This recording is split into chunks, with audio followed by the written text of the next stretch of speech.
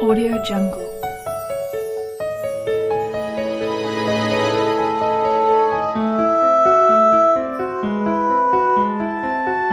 Audio Jungle.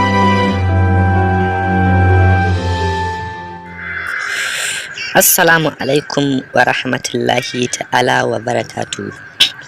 Barkanmu da kasancewa da ku a cikin wani sabon bidiyo namu na yau.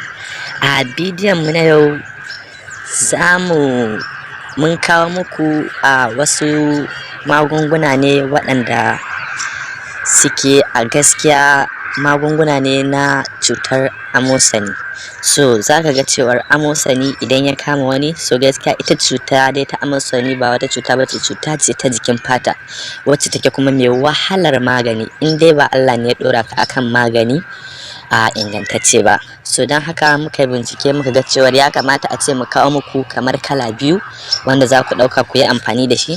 Insha Allahu idan mutum ya gwada wannan bai ba, ya gwada ɗaya in Allah ya zai masa.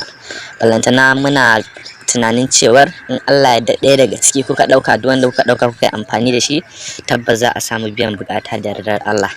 So wannan amosani, shi amosani za ku ga cewar menene amosani? Amosani shine wanda zaka ga cewar kan mutum zaka ga yana gari. Gaskiya kan mutum zaka ga yana gari ko tsaki ko dusa zaka ganshi. Idan mutum ko mace ko namiji mutum na tazar kansa zaka ga yana zubawa, ko in namiji ne kai an je maka aski zaka ga ana ta kankaro shi, kai ba gari ka zuba ba, kai ba wanka. Kuma zaka ga cewar irin waɗannan mutum zai yi ya wanke amma duk wankin da zaka yi duk a banza ne. So a gaskiya amosani yana da matukar illa ga jikin dan adam sosai, saboda amosani yana farawa ne daga ka kuma yana saukowa ido, daga ido kuma yana saukowa baki, daga baki kuma yana saukowa har gaban dan adam. So yanzu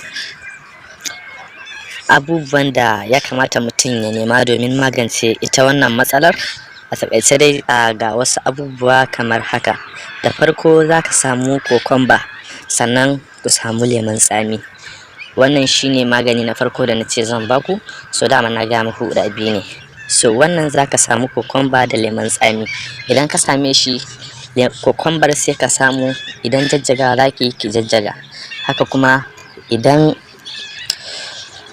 markaɗawa zaki ko kuma yanka zaki, ki san da yadda zaki ki samu ruwanta. To sannan sai shi kuma lemon tsamin shi kansa, shi ma sai ku samu kamar guda ɗaya ko biyu, sannan a matse shi ma a samu ruwansa. Sannan sai a samu kwalbar turare. Idan aka samu kwalbar turare, sai a samu ruwan nan da aka samu, misali wanda yake an samu ruwan dai wanda yake zai kamar kama irin kamar cokali hurhudu ko biyar haka. So sai a yi misin ɗinsu. Idan aka yi misin ɗinsu a cikin kwalbar turaren nan, idan mace ce ke sai ki tsefa kanki. Idan kika tsefa kanki sai ki samu sai ki ringa fesawa ciki, kina fesawa. Idan kika gama fesawa gaba ɗaya, sai ki samu baƙan leda ko farar leda ko kuma dai leda da zaki samu, ki ɗaure kanki fam. Idan kika ɗaure shi tsawon minti 15, 20 zuwa 30, to sai ki kwance shi.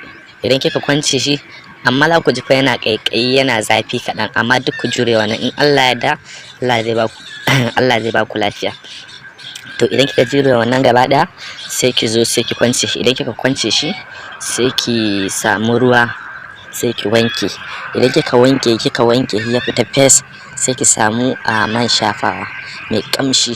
Idan kika samu man shafawa mai kamshi, sai ki shafa akan naki. Idan kika shafa akan naki, shikenan. So in Allah ya da, in dai zaki lazamci yin haka, ki yau ki gobe ki kwana 3, sai kin ga in Allah da a cikin kwana 3 zaki ga cewar idan baki rabu da wannan cutar gaba ɗaya ba, to tabbas a cikin kaso 100 ki rabu da kaso 70. So ko kin ga in dai zaki ci gaba da yin ta, to in Allah da kin ga ko za a samu biyan bukata. Muna godiya sosai. Ma da Allah, idan wannan shine zuwan ku na farko cikin wannan channel namu mai albarka, muna da buƙatar ku danna mana subscribe, sannan ku danna mana alamar ƙararrawa. Mun gode sosai. Za ku ga cewar mun yanke shi anan, sakamakon kada bidiyon ya cika tsayi sosai. Za mu kawo muku ɗaya maganin a cikin bidiyon mu na gaba. wannan bidiyon za mu sa masa part 1 ne, so a wancan za ku je ku neme shi a matsayin part 2. Ku yi haƙuri, idan kuka je wancan za ku samu ɗaya.